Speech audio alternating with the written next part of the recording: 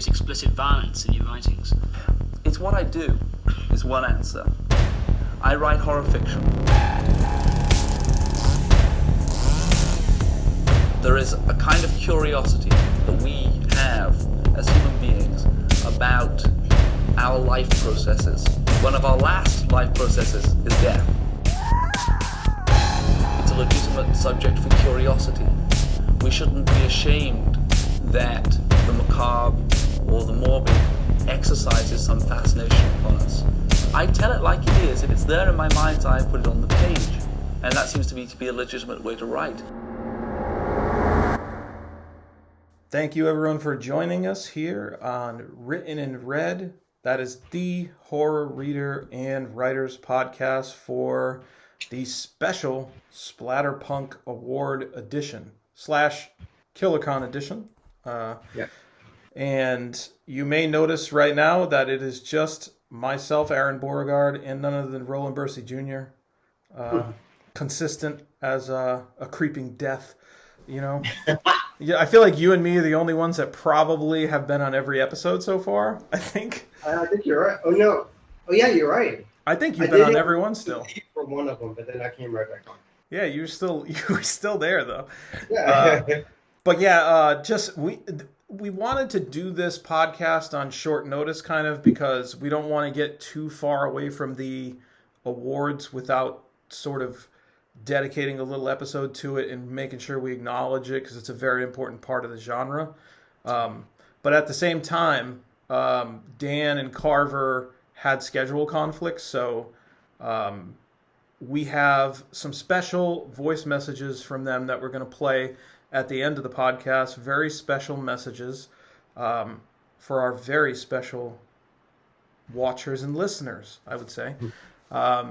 And then Rowland was actually he was the member of Written in Red that was at KillerCon, so we're going to talk to him about some of the festivities and just the event and how it went, because it's a very important event to everyone in our genre. And then we're going to also talk about some of the winners, and I'm going to also talk a little bit about the Splatterpunk Award that I was fortunate enough to read, and my good friend and brother Rowland read my acceptance speech, so thank you for that.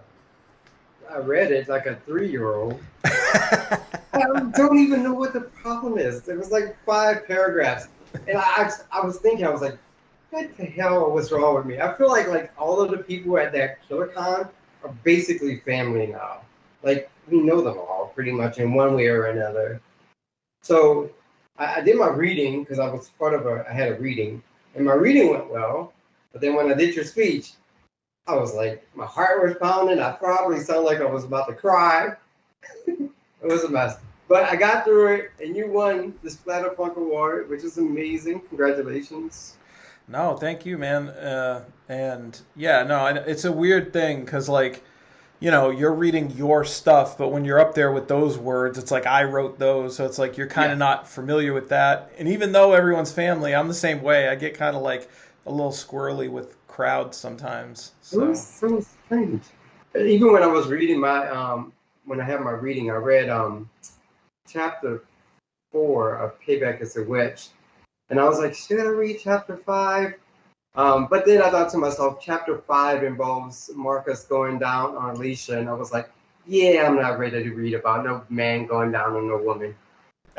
No. Right, we'll save that for the campfire, you know? Yeah.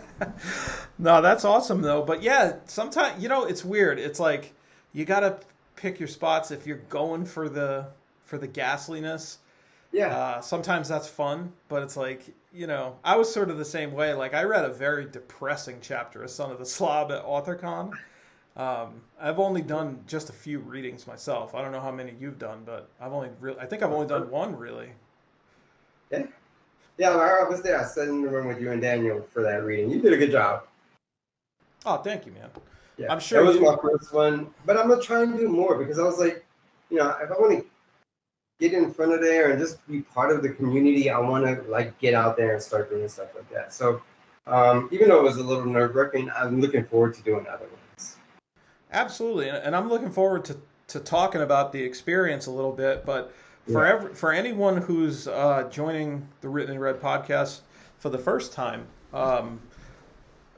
KillerCon is an event where the Splatterpunk Awards are held, and that is to recognize, Splatterpunk and extreme horror, and it's hosted by Wrath James White, and then Brian Keene also. They come together to help. Yeah. Although Keene wasn't able to make it this year. It's an incredibly important event as far as continuing on the history of all the great authors that allow you and I to do what we do today, and just paying respect to them and everything that they've done, taking those early lumps in this sort of difficult genre where we're talking about very uncomfortable things, very taboo things. They created a space for that and carved it out. So it's an important event, and if you're in this community, eventually you'll learn more about it, and if you can attend it, that it's a great place to be, because it's the only, to my knowledge, it's the only event like it that really recognizes this genre, It is. I think they made a mention, like Ed Lee, he won an award, and John Skip, they honored him this one that I just went to, and if I'm not mistaken, Ed Lee, before he won his award, said he had never received any kind of award for any of his work until KillerCon. And that's insane, thinking about Ed Lee and what he's contributed and what he's done for the community, or the genre, should I say. That is bizarre. Like, that's like mine. So was Ed Lee there in person, or? Not this time. He was there in 2018. Was it 18 or 19 when I went? 19 or 18. He was there last time, but not this time. That's insane that he never won an award. And I know the coronavirus one the year prior. They also recognized him with a really nice video package. That one was unfortunately all virtual, but the sentiment was still there. And it was. That's just preposterous that was the first award that he's won. It's a travesty, and that it just goes to show how important these awards are. If that was the only one he won, Yeah. That's insane. So tell me a little bit about, like, because we know you were there for all 3 days, right? Yeah, I stayed all 3 days. So what was like day one like when you first got there? I'm sure you're a little bit nervous at first. Yes. So I got there on Friday. Had problems getting a rent-a-car, and my reading was for 12:15. I got there at 12:05.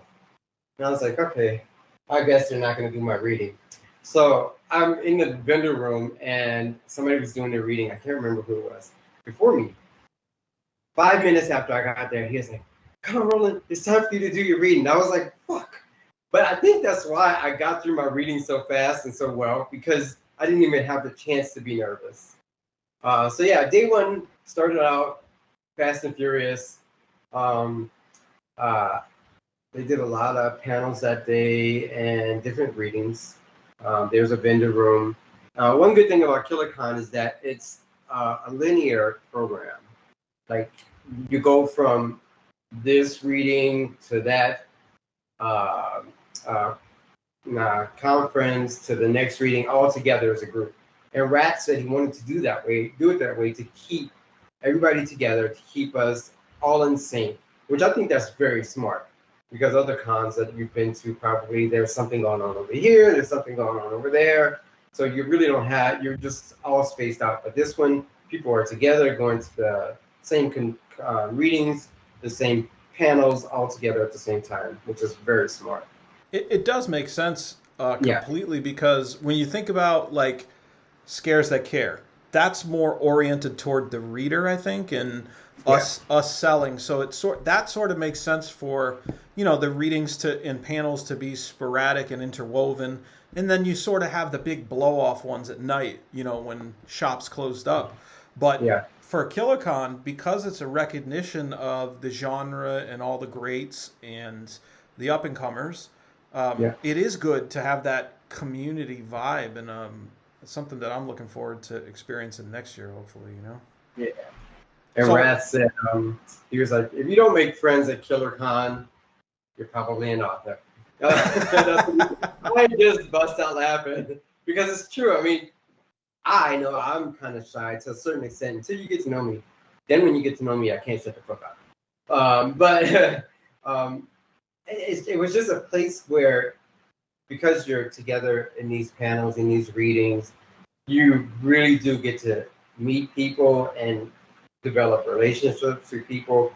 I met Judith Sonnet for the first time, and she's beautiful. We had such a good time. I was so looking forward to meeting her, and just so many other people. So it's a place where we can come together as a community, get closer to people you've never met before, reacquaint with old friends that you've met 3 years ago, and it's necessary. The award is necessary. Just the whole thing is necessary to keep us as a close, tight-knit community, which I feel like we really are. Yeah, it's vital, man. I totally agree. And it's funny you mentioned someone like Judith, because I've spoken to her quite a few times. I've even done video conference talk with her.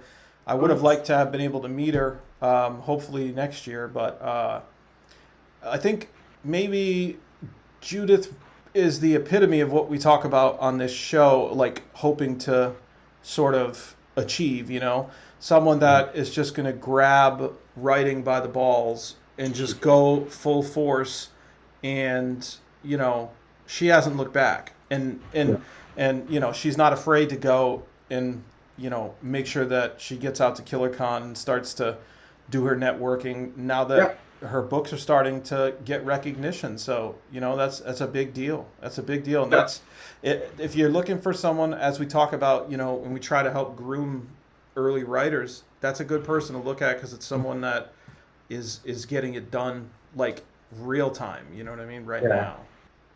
And she's such a personality. That was her first convention. So she was a natural at it. You could tell she was having a good time. She did the Girl Scout contest and won the Girl Scout contest. So that was amazing. That was I don't know if you guys ever been there or if you ever know it, but that's one of the highlights for me is the Girl Scout contest. And the whole time I was there, where I can take some shit. I can watch the nastiest movies, but this is how I get when I start hearing really disgusting stuff. I'm like this.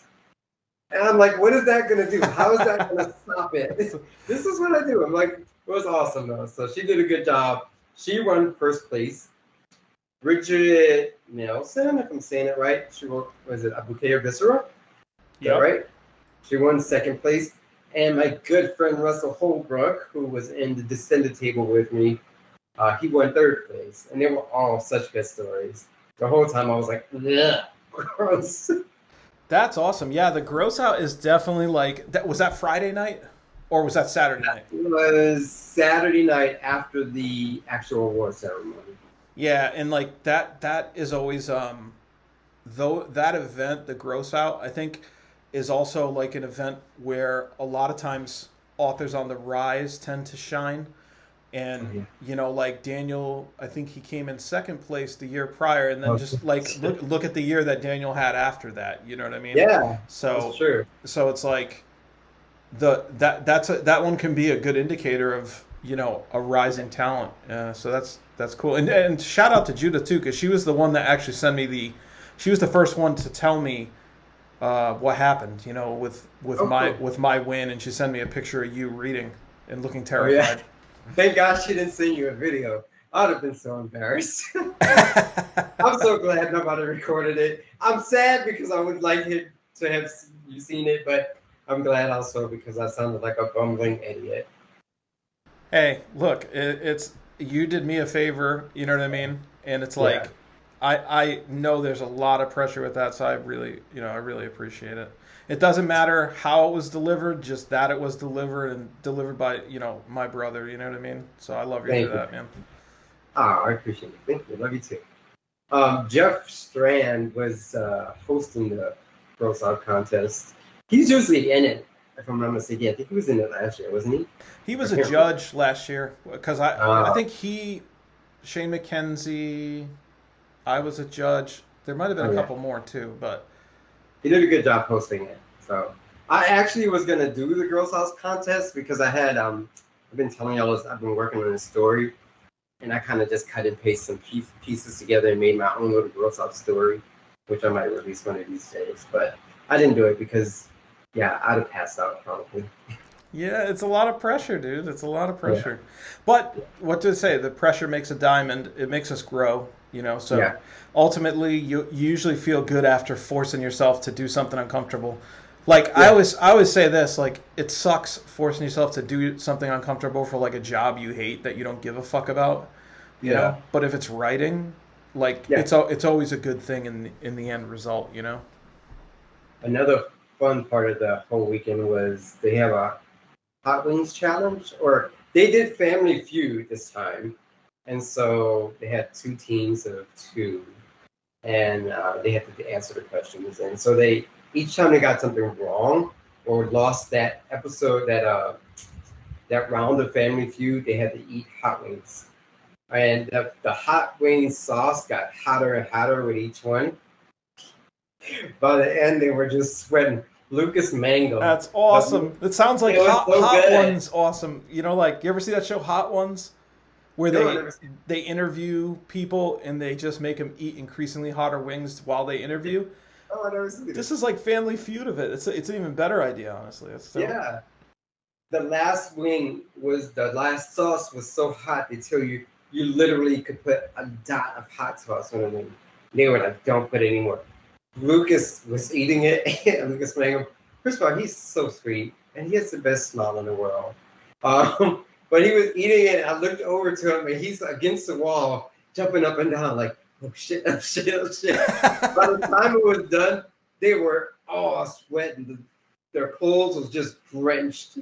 So it was awesome. That was so much fun. That sounds incredible. Was that Friday night?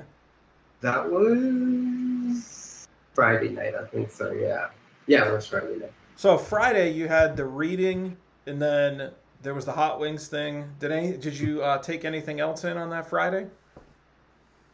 No, we were just so busy just trying to orient ourselves and get acclimated to the environment, and then get to meet everybody. Like I met Max thing.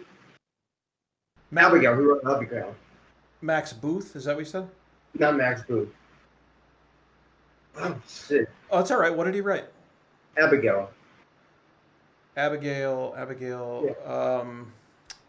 That's His last name is Max. I messed up his first name because it looks like Demon.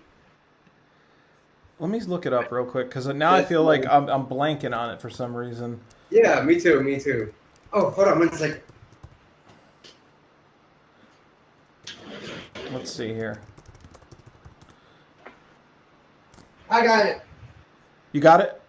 Yeah. This is Damon Max.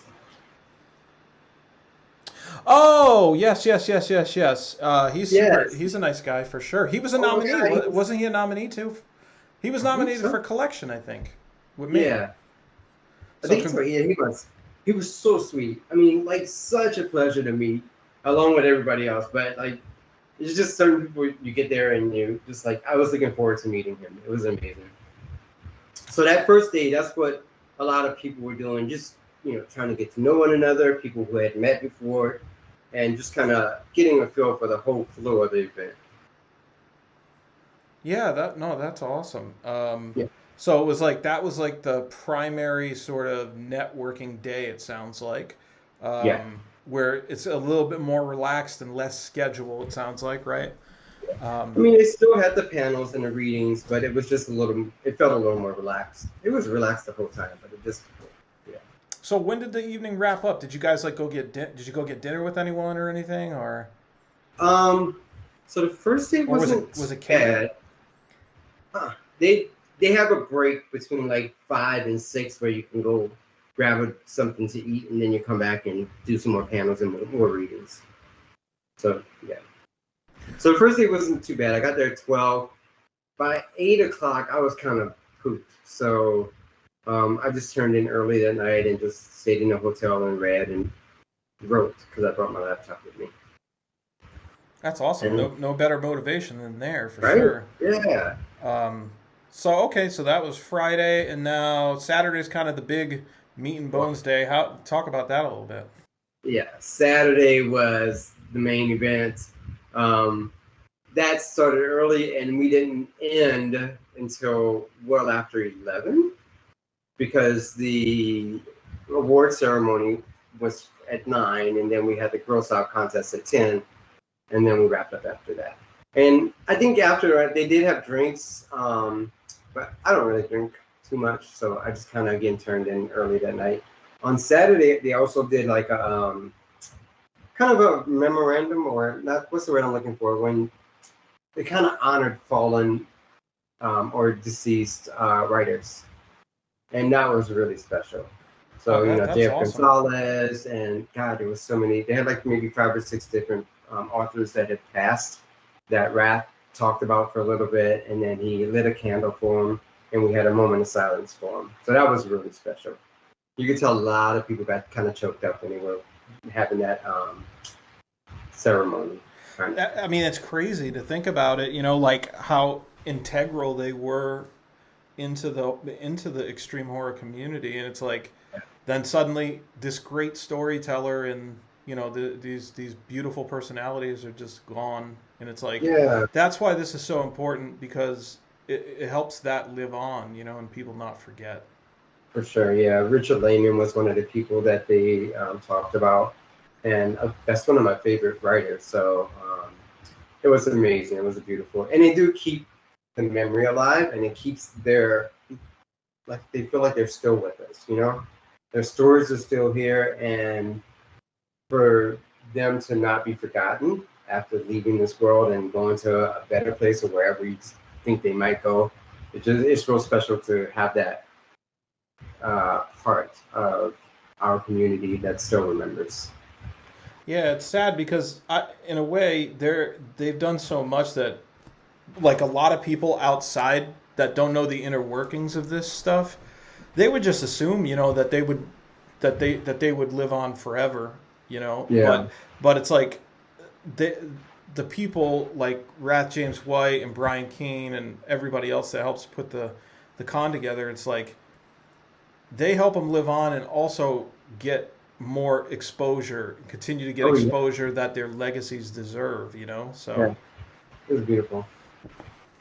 it teaches us something too, and it's like we all have to pick each other up, you can apply it to things outside of Legends, just helping your fellow writer, because I was talking about this today. I went live for a minute and I was just saying, it's very easy in writing to become a selfish person, and to just really like focus on your shit and not want to share trade secrets or things that were successful for you, and sort of hoard that information. Like, it's very easy for that to happen because it's a grind, but we're all better when we're connected and together and uplifting each other and sharing and networking, and that's the whole point of KillerCon, Yeah, I agree. It doesn't feel like a competition with other writers or out here. Like, I don't feel like I'm in competition with you. I think that you help, or anybody else out there. We, like you said, we lift each other up. We support each other. We learn and grow from one another and teach one another. So I'm happy and fortunate to be part of this for the past 3 years. Like, my life has taken a turn that I never thought it would. And I have this huge extended family that mean the world to me. So I'm happy for the experience, and I'm thankful for events like KillerCon or any other events that promote us and help us to get out there and share our work with the world. Yeah, man. Like you said, it's extended family, and like, who'd have thought? I'm the same as you. I almost feel like maybe we started like actually publishing books around a similar time frame, maybe. Yeah. And it's like, to be here in such a short time, it just shows you how welcoming and gracious that community is. As long as you're not a jerk, you know what I mean, and you're trying to be, like we said, help each other and stay connected rather than hoarding and being selfish, you know? Yeah, we're fortunate. We really are. Then I'll get back on Sunday. I actually left pretty early on Sunday. It goes from, they did like a breakfast Sunday morning, and then like kind of they showed some cartoons, like horror cartoons, and then I left before it happened, but they showed Shane McKenzie's, was it Bingo Hell? Oh, right, his movie, yeah. Yeah. So, and he talked about that a little bit, how he kind of like what his experience was like making that movie, which was exciting to hear and see somebody go from writing books to actually having one of their books or having a movie made, which is amazing. Yeah, that's a crazy thing, and that's something that is very relevant to us. So yeah, I think everybody's shooting for that. Right. Yeah. So we'll see. Maybe we can tell that story one day, Roland. We'll have to see. You know. Fingers crossed. But that's great, and it's cool to hear, Shane's sort of career arc and the way he accessed different points of media. That's the experience you get when going to KillerCon. Yeah. It's like you get a little bit of everything. I was gonna say that whole experience. You get everything from the start to the end, which is a great learning experience. Most of the people there were authors, I think. I mean, almost all. I won't say all, because I believe there was a time we were doing one panel, and somebody asked how many authors were in the room, and like pretty much every last hand went up. That's awesome, dude. Yeah, one's really, and yeah, that's another thing. That one is really for authors. Like, there are some readers that go, but it's it's very sparse. It's really the authors event and the premium networking event for this genre. So hopefully we can continue. I really need to get there next year, and hopefully we can continue to make sure that event's supported, because I would never want it to go away. Oh God, that would be so terrible. It's important. And that's why I'm glad you went. I feel like I need to make sure I do my part next year to get there, regardless of what happens. So. But before we talk about the awards, can you just maybe what do you have, like 3 highlights, like maybe like just the things that you really enjoyed the most? And it could be stuff that you already said, but just 3. Yeah. What 3 things did you really, really like? Meeting people that I haven't met before. I got like Judith and how do you say his name? Damon? That Minx? It might. Yeah, I don't know, because I'm not sure I've ever actually heard it said aloud either. I know, right? Me either. That's the thing with being an author, right? Like, well, we apologize, Damon, if we're saying it wrong, brother. Please don't take offense. We love you. No, he was amazing. He gave the best hug. So that was probably one of my biggest highlights. Is just meeting different authors that I hadn't had a chance to meet or in face-to-face or in person. Doing my reading was fun. I won't say that. For me, it was a main event because it was my first reading. And while I was doing it, I got some giggles and I got some laughs, and people seemed like they were enjoying it. So that was another thing. I'm going to pick 4 things. That's awesome. The award ceremony was... Well, before I do that, the Gross Out contest, because that's just tradition there and hilarious, and like that's just a time where people were just relaxed. Everybody was giggling. Everybody was like, bleh. So that was fun to just see that side of people where they was just like enjoying themselves. For the Gross Out contest. Yeah, because that's kind of. It's kind of like all the pressure's finally off for a second because the awards have been announced, Yeah, so, exactly.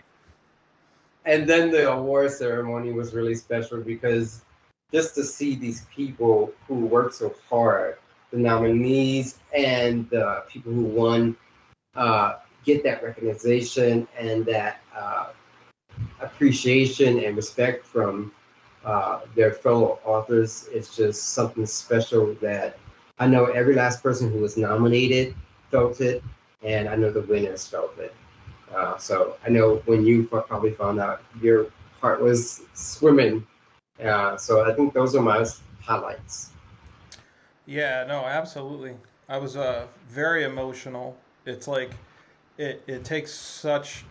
It's been, even though it's been a relatively short time, it Mm-hmm. feels very long because of all the work you put in along that, and everything that you have to juggle within life, with work, with Yeah. emotions and ups and downs. And it's really nice to be recognized, by so many people that you have a profound respect for, and not only that, just to be able to, like, the things that you were able to read for me. I know it was only so many people that heard them, but I just wanted them to be read, like, Yeah. particularly for my readers and people that supported me, to be able to make sure that that award's for them, and then for you guys as well, like the authors that have helped me through it, and it's just yeah, it's a cloud nine kind of experience, and um, I'm just eternally grateful. It's just Yeah. you know, selling books is always great, and the interactions with the readers is great, but to get that recognition with your peers, and then for Clive Barker to be getting the J.F. Gonzalez Lifetime Achievement Award, a guy that I think is the ultimate artist that I looked up to my entire life, Yeah. to be even mentioned just in the same breath with me, even if it was a bit detached, like, Yeah. just to be on that list, that press release, next to him is just like, that's huge for me. Yeah. That's so funny. I was listening to I never heard the audiobook for what is it, the Hellbound Heart, which is Yes, which is Hellraiser, yeah. Hellraiser. I'm listening to the audiobook. I finished it yesterday. It's a short story, probably only 2.5 hours long. But his writing is just It's beautiful. magnificent. It's Yeah. beautiful. It was fucking beautiful. And to listen to it as opposed to reading it, I mean, of course, you get a totally different feel, but it was just something special. So, like Well, you the said, great thing is too is he reads that one too, which is I always love. I So wonder if that's him reading. I didn't know that. I'm gonna have to look at the audiobook to see if that's him reading it or not. unless you bought a different version than me, but the version I bought that was on Audible, he reads it, and Oh, you know, I just see he's the ultimate artist because he's done it all. yeah. He's done it all, dude. Every medium you could think of: video games, graphic Oh, yeah. novels, kids books, adult books, movies, Yeah. music, film, That's insane. directing, acting, literally everything. Like it's incredible. And then I didn't know that in the Hellbound Heart, Pinhead is actually, they portray him like in the old movies as a male, but in the book he's more, what is it? like androgynous kind of. Androgynous, yeah. Yep. And they're redoing the movie. So in the movie, the new one, if I'm not mistaken, they have a trans woman playing Pinhead. Yes. That's And gonna be fucking amazing. well, and the thing is, Roland, like I listened to an incredible interview with him on Mick Garris's Postmortem podcast, and it was a relatively recent interview that he did. He's been sick a little bit and spent a lot of time in his bedroom, apparently. Like, but he was talking about some of his early struggles and how they were like, this story. I forget which story it was, but they're just like, this story is incredible. It might have been The Sacrament, but they're like, oh, this story is incredible. This is perfect. We're going to make this, into a film. But we're just going to have to tweak it so that, he's in love with a woman. You know what I mean?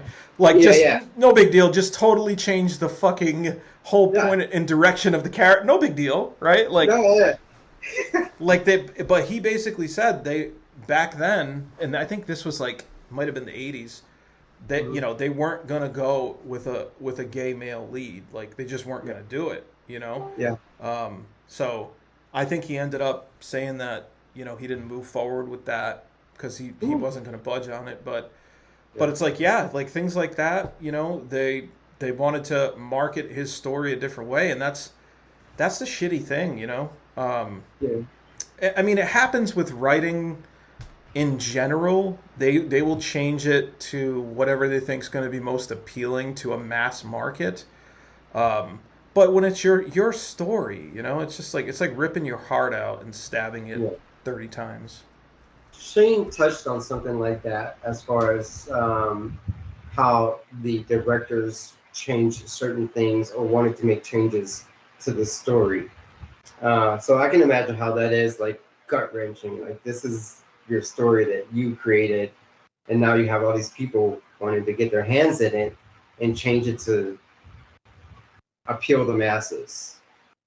Yeah, and sometimes it's just like vanity too. Like sometimes one of the people involved with the film that's not really a creative person, you know, you get notes from the office and they're like, oh, change the main character's name to Marla. And that's just like the guy's wife's name. You know what I mean? Like, he's just doing it to fucking swing his dick around and act like he's a big shot and say, hey, honey, I got your name into the movie. Right. It's literally stuff as petty as that, you know? You're probably right, yeah. I know I'm right. That's like a real story. Like, that's happened, like, you know, and it continues to happen. That's more of a big studio level, but I could see that happening on smaller sets, too. Smaller scales. Yeah, probably. Awesome. Actually, I don't know if you have your speech ready, because you should probably read it again when we're done with this, so it can come across correctly. Yeah, I should probably read that. I think I do. Yeah. I think I do have it. But let's talk about the nominees and everything first. Yeah, and then maybe we'll wrap up with the speech, and then the word from Daniel and Carver to the Written in Red Nation, the Written in Red universe. We miss you, Daniel and Carver. We miss you guys. Is it Carver or Charger? Oh, it might be Charger. Okay, so here we go. We're going to start off with the J.F. Gonzalez Lifetime Achievement Award winner, which was Clive Barker, as we just kind of hit on, which is amazing. Isn't Clive Barker family like my family? Isn't he gay? Yeah, he's gay. That's why I was talking about like that. That one of my favorite quotes of him is like, I was watching like an extra on one of his like short films, and he was just like showing this garage he had of all these paintings, just incredible paintings. And I have one of his artworks hanging in my office, but he's talking to the camera and they're interviewing him. He's like, I'm a 60-year-old gay man. He's like, I'm not going to have any children. He's like, these are my children. Like, and he's talking about the paintings. I was just like, man, this guy's so amazing. That's cool. And so that's what's fucked up when they try to fucking change a character that he wrote in that story. Like, you got to understand, like, those stories, they're very intimate to him. You know what I mean? And, like, that's his legacy, you know? Like, so. Awesome. Okay, I just had to throw that in there. But continue. Now, I don't know if this has ever happened before, but we're going to kick off with Best Anthology, which was a tie. Do we have that right? A tie. Yes. Like, did that shock you when you heard that? It did. I don't think I never recall a tie ever. But yeah, I don't either. It was what, Candace Nola for Baker's Dozen, and who was the other person? And it was Body Shocks by Ellen Dalto. And mind you, when Candace won, so I'm sitting next to Candace in the back of the room, and they call her name, and I'm like, I'm grinning from ear to ear, and she's sitting there like, and I'm like, go, it's you. So awesome. She gets up. I mean, the woman was beaming. I tell you, she was beaming. And she walks up to the front in a daze, in a stupor, and she says a few words, and then she comes back, and she had to step up. And I was like, oh my God, she started crying. And I just thought that was beautiful. And I know it meant the world to her. People know Candace and I are really good friends. But to see her win and to see the look on her face, and just, I could feel what she was feeling because it was just so intense. It was beautiful. Baker's Dozen was an outstanding collection. She put her heart, soul into it, and I don't think I've seen a anthology that looks like that ever that I can recall. No, and the thing is, it's like, you know, I'm just glad that I was able to be a part of it, you know. Right. But it's like Candace was the architect, you know. She was the one that picked the right people to come together for that anthology. And then, of course, like you said, the way that she crafted it and the layout and just the next level sort of, you know, things that she did with the book that if anybody got the hardcover or the paperback, you would see. But, I mean, what an incredible effort. And I was so happy to hear that she won too. And it just gave me chills when you were like, you know, she had to step out and she was crying. And it's like, it's tears of joy, though. You know what I mean? So then after I came back, because what was the next category? The next category was Best Collection. Yes. So and who were the nominees and winners? So nominees, it says Black Tongue and Other Anomalies, Sinister Mix, Twisted, Tainted Tales, May Cause Ocular Bleeding. I think this list is missing one, though. Because I remember there being more nominees than just that.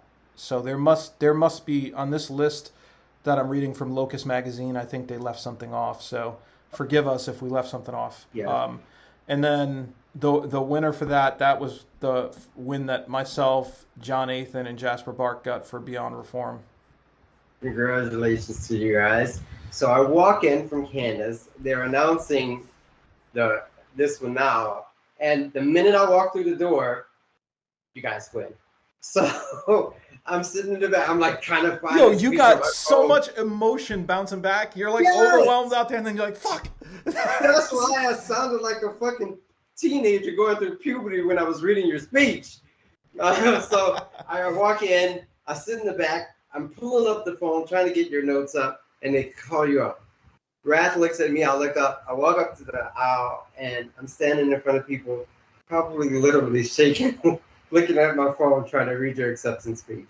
It was a beautiful speech, and you guys deserve to win. So congratulations to you, Jonathan, and Jasper Bark.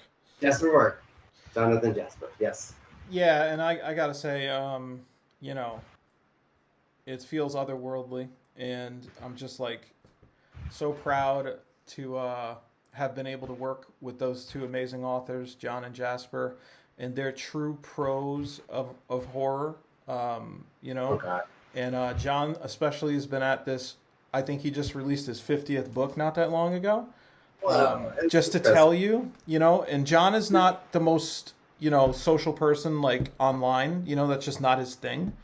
Yeah. But he's a great guy. And in a hell of an asset to this horror community and just to the genre. And it's like, I'm so glad to see his name on the ballot, let alone, you know, sharing a win with him. As well as Jasper, who's been at this for, you know, decades and decades. And it's like, you know, we thought we had something special, but, you know, you never want to assume anything, and I certainly didn't. Like, I was just hopeful is the way I would put it. Like, I was hopeful that we might be able to come away with it, and it's really important for me too, because it's the first book that I released under AB Horror, like Aron Beauregard Horror, you know. Where I actually like reached out to other authors to actively collaborate. So it's cool. It was a special thing, and I'm just super, super grateful and thankful that you were there to, you know, read those words for me. Was that your first ever award that you won? Yeah, because I had 2 nominations here, one of which I won, and then I had the Slob nomination the prior year, which I did not win that. Yeah. So that's it. But it's I can die now, you know. It's the way don't do it though. I feel we're gonna miss you. No, I hope not. But all right, so that was Best Collection, and then short story. The nominees were The Martini Club from Beyond Reform, which was my story. Fireflies and Apple Pies from Thomas R. Clark. Sun Poison from Stephen Kozanowski. Start Today from Justin Lutz. And Abigail, that's where it is from Damon Manx, I believe. Yes. So, and the other nominee that ended up winning was The Next Baker by Jeff Strand. So, Yeah. I mean, Jeff Strand's on fucking fire. He also pulled in, the Stoker this year as well. So, Yes. This is Congratulations to Jeff. incredible And if year. you haven't read The Next Best Baker, it was disgusting and I loved it.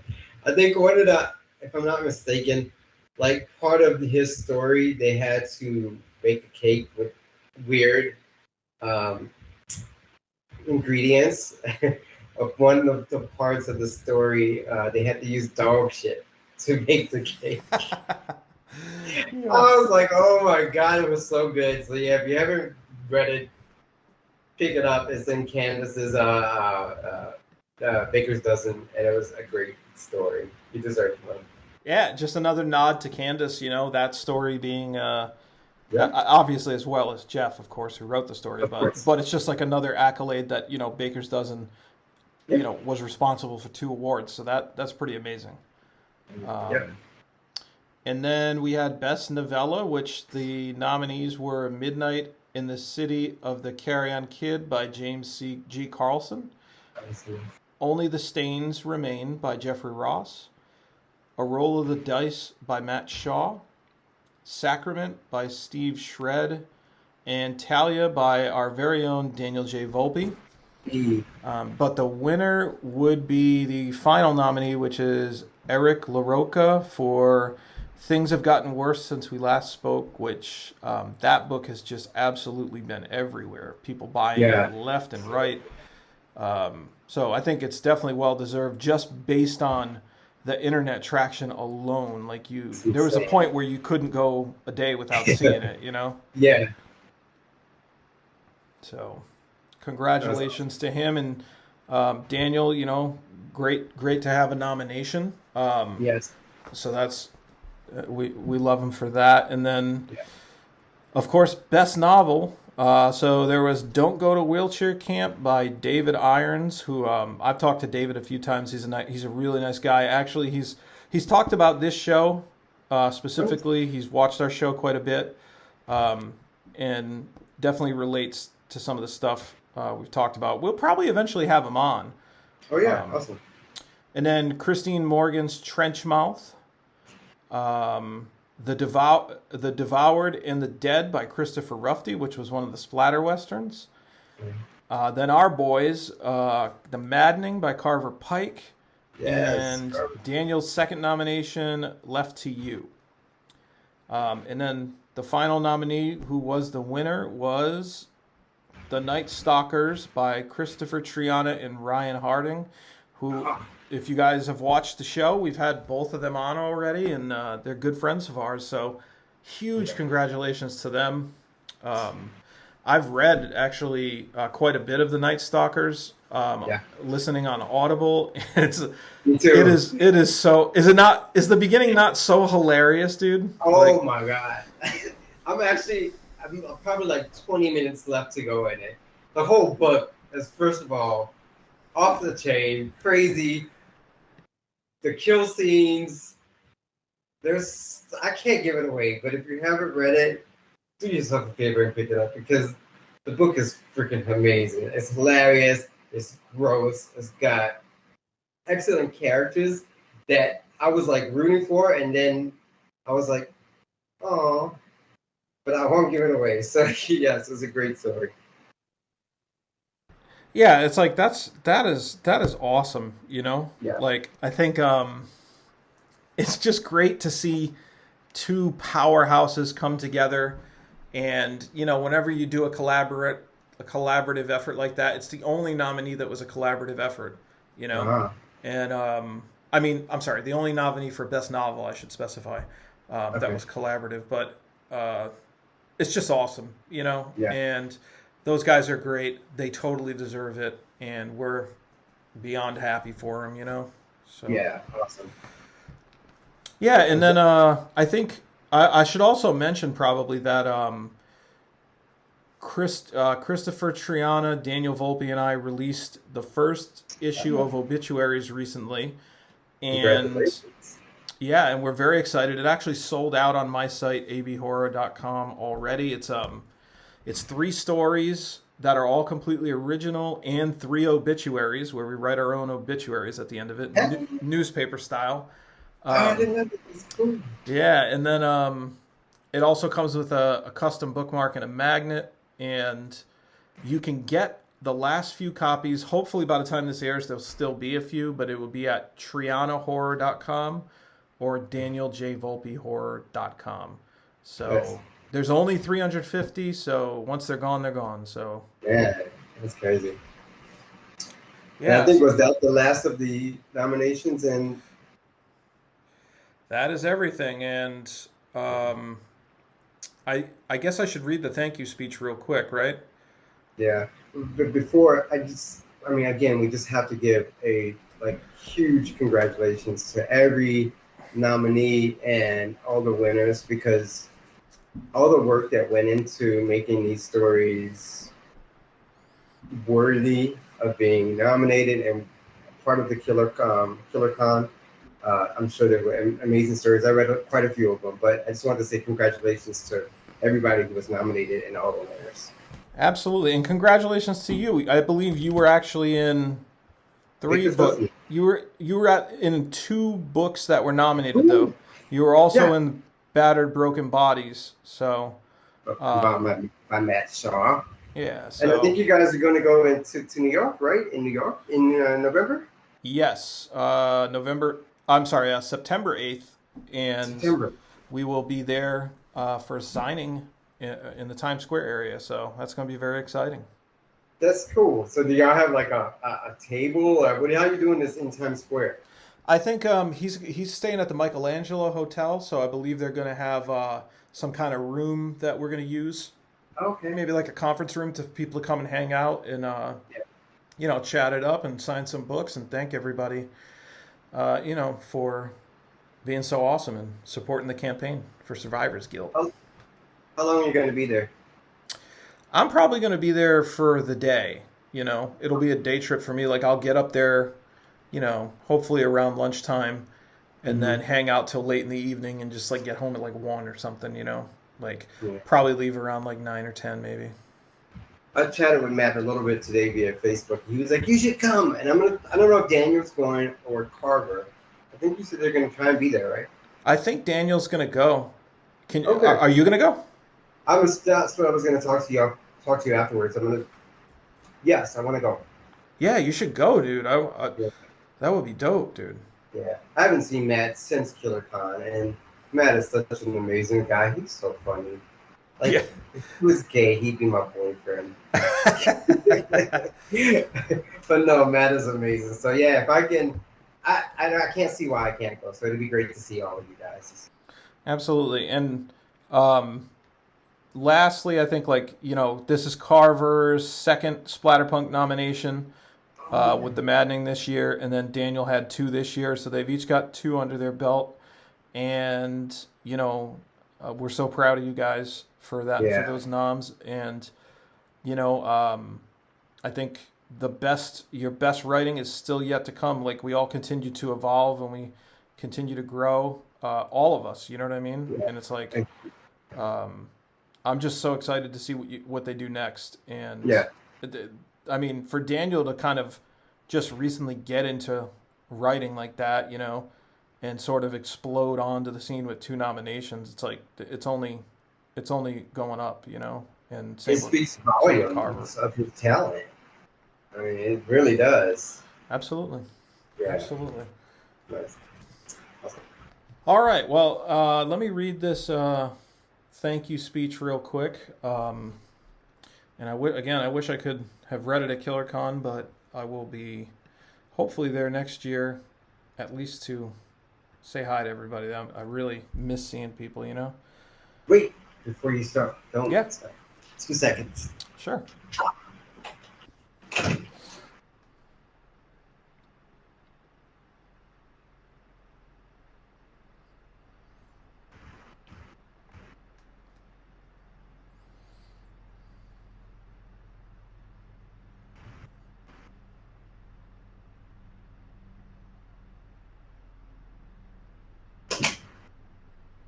have been so careful with this damn thing. Right? You're probably like nerve-wracking over it. I was so freaked out. I'm like, let me not break this damn thing. I would be, oh my God, I would be devastated.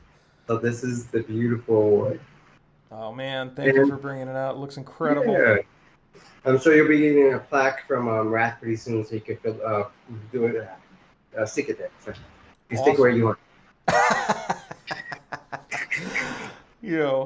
All right. So yeah, and thank you again for initially reading this, Rowland. But here we go. So first and foremost, I'd like to thank Wrath James White and Brian Keene for organizing the Splatterpunk Awards and keeping the genre alive for a new generation of writers to benefit.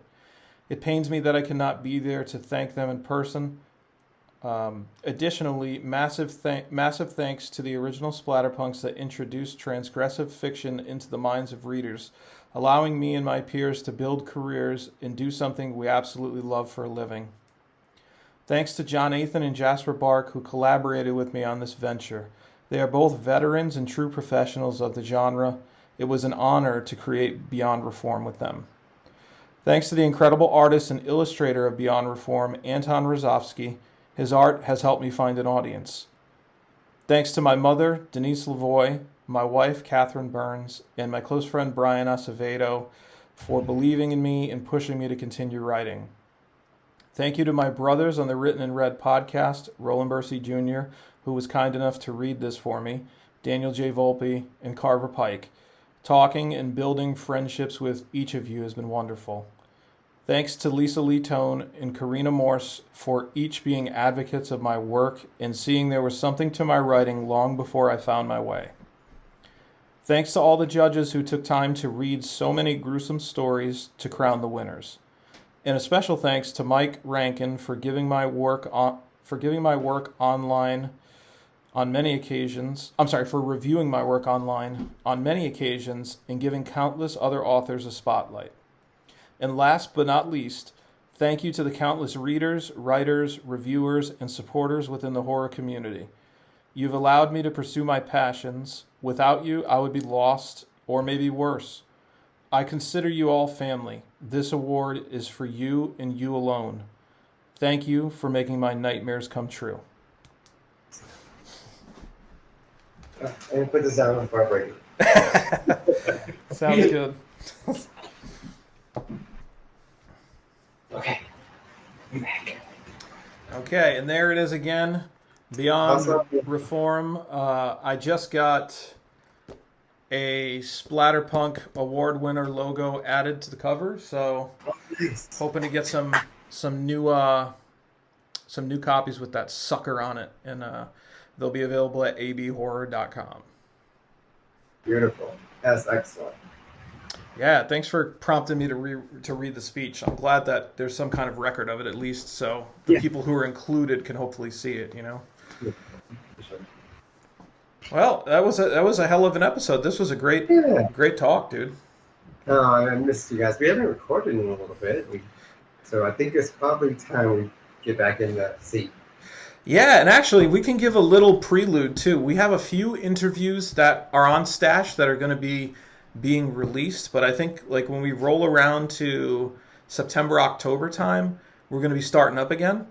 And we've learned so much since we started doing the show interviews that we want to return to our original form for a few episodes where we were just talking, writing, the four of us, and really like, you were talking to me right before the show about just how outlining has helped you so much, and like, oh God, now you're writing, a story like a chapter in a day instead of 2 or 3 days because of this outlining you're doing. So so I think we have more information and useful information to share because, like you said, we've learned a lot, we've grown since we did those our initial recordings. So yeah, we'll get back to the original format just for a few episodes and get back to the way things were, and then maybe do some more author interviews later down the line. Yeah, I think mixing it up is going to be good because we had a nice long stretch of, the four of us, and then a nice long stretch of interviews. Yeah. And now it's time to mix and match, I think. And as we continue to learn, we'll always be here to share that with you again. We are not the end-all, be-all We're just giving you our particular experiences, and hopefully you can take, glean what you can from it. Allegedly, when the four of us get together, it's like one active brain almost the power of one active brain. Yeah. All right. So, is there anything else that we need to say? No. Do you have anything you're working on, or do you want to just briefly touch on? I'm working on Actually, I've finished writing this book called Playground that I've alluded to a few times that I still haven't released the cover for. I'm really holding back on this one, but it's in the editing process right now. I'll say it's the longest book that I've ever written. And it's a very dark, emotional book. So I'm extremely, extremely excited. And then there are some other surprise projects that are going on as we speak that I'm very excited to announce when the time is right. What about you? So I have a story I'm working on, which I'm actually finished. That's the one I told you I outlined for a collection. I think that's going to be released sometime in the fall. I do have a story in No Anesthetic 2 by Nick Ray. Yep. So I'm excited about that. I think that's also in the editing stages, or it's actually in the formatting stages. I think Canvas Nova is formatting it right now. So that should be out within the next couple of weeks. And then I, too, have a couple of projects that I'll be announcing when they're finalized. But yeah. Isn't that interesting, Roland? You and I both have secret projects going on? Strange. I know, that's so weird. So crazy. Just, oh. What a coincidence. Coinky-dink. Well, that's awesome, dude. I'm glad to hear it, and I'm also glad to hear that you're finding your groove as far as content, and your production rate is increasing. That's huge because I know more people want stuff from you. They're hungry for it. I feel like I've gotten new energy, new fuel, and it's a good feeling. That's amazing. Well, I'm proud of you. I can't wait to see what you do. Thank you. And it's just been a tremendous week, really. So just grateful that we've made it this far, and I'm really excited to see where the road takes us. I really am. Who knows what will happen, dude?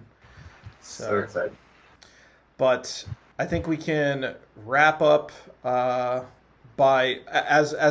we sign off. I'm going to play an audio clip from Daniel J. Volpe and an audio clip from Carver Pike that, because of scheduling, they couldn't make the show. So we're going to add that in next. But we got some great interviews coming up. So be sure to keep checking out, subscribing on YouTube, subscribing on iTunes and Spotify. And thanks for your comments on YouTube too. You notice we get a lot of comments. We have to address some of them. I know, we got to be better. It's just crazy because there's so many social media platforms. It's so difficult to keep it all going. So, it is. But know that we do read them and we do appreciate the comments. So thank you guys. Keep them coming. Don't stop.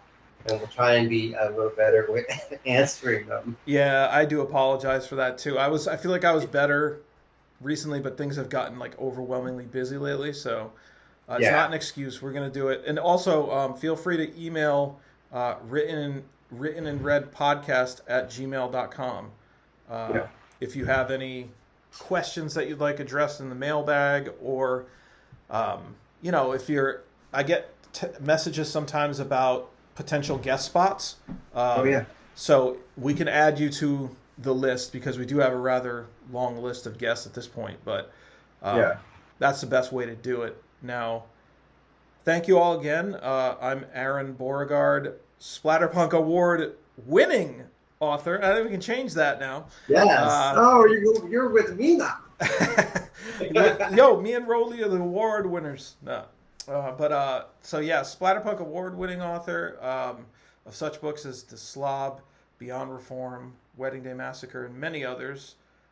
You could check out all my stuff on Amazon or head over to abhorror.com to see my exclusive stuff. There's a lot of really cool, limited edition kind of things, signed stuff, merchandise. And I'm always online if you have any questions about triggers or anything else. And again, I appreciate everyone that, it's not me that won the award. We won the award. It's for all of you guys. And thank you so much. And I'm Rowland Bercy Jr., award-winning, Splatterpunk Award winner. This is for you and our readers and listeners.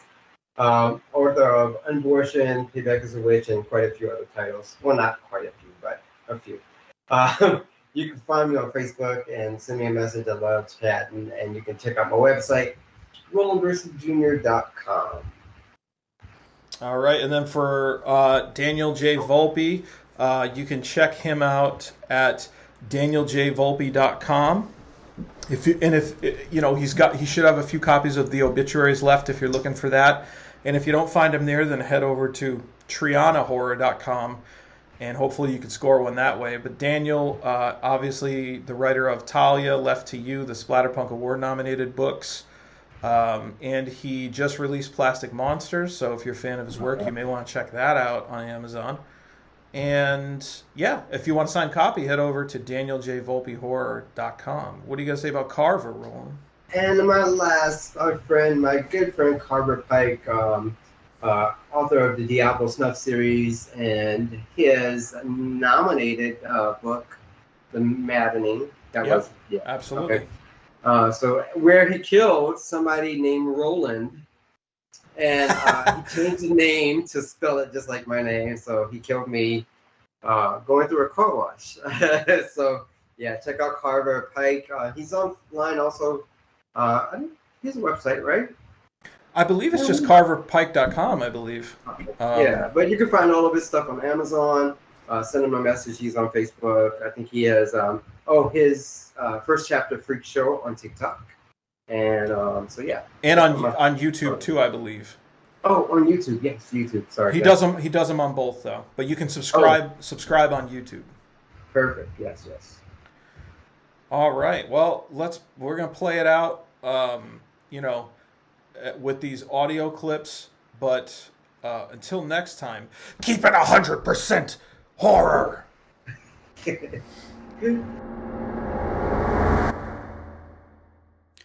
Hey everybody, Daniel J. Volpe. Sorry I couldn't make it for this episode. We got a new puppy in the house, and she is a royal pain in the ass. So literally the day we recorded this, I was not available because I was busy chasing around a little fluff ball and trying to keep my other dog from eating her. So I really didn't have time to be sitting down and hanging with the fellas for this one. But I just want to say a few things about KillerCon. It looked like a really great show this time. It sucks I wasn't able to make it this year, but I'm hoping to get there next year. It's such a well-produced convention and such a great meet and greet. It's very, very jealous of all the pictures I saw of everybody. Thank you to everybody who voted for my books this year for the Splatterpunk Awards. Unfortunately, Left to You or Talia didn't take home any hardware, but the books that won were very, very deserving and great reads. I know I've read a bunch of the books that were nominated. So there was no easy wins this year, that was for sure. Congratulations to the winners, obviously, especially, my boy Aron. Did a great job. Him and John Athan, Jasper Bark with Beyond Reform. Very, very well-produced book that they put out with some really brutal fiction in that. So they definitely deserve the win this year. Another big shout-out to Chris, Triana, and Ryan Harding for their book Night Stalkers, which beat out Left to You for the best novel. Two of the nicest guys and most brutal and talented writers out there. And Candace Nola with her anthology Baker's Dozen, which featured my story of Dough and Cinnamon. Another great collection. And Jeff Strand's short story actually won the Splatterpunk Award, which was from Baker's Dozen. So congratulations to everybody. Like I said, thank you to all my readers that voted for me. Maybe next year we'll bring home some hardware, but if not, I'm just happy to, be in the nomination, to just have the support of everybody. Big thank you to Mr. Rath James White and Mr. Brian Keene for really kind of putting this stuff together. I saw John Skip out there doing a lot of stuff, and it's just so cool to see these legends of horror that are still around to just make all the new people feel welcome. It seemed like such a great time, and unfortunately, like I said, I couldn't make it this year, but maybe next year I will be able to fly on down there and hang out. And obviously, thank you to Rowland as well. Rowland Bercy was down there, and he was there to accept Aron's award. And if Carver and I had won, he would have accepted awards for us as well. So thank you, Rowland, for just being available and being down there. That's pretty much all I got to say on KillerCon, but I miss hanging out with everybody for the show. I hope everybody's enjoying all the episodes that we've been putting out. Obviously, we're kind of on a little bit of a hiatus right now, so we have some back episodes that are coming out, but we should be getting to recording soon. I'm sure I'll be able to put out a badass Halloween episode again.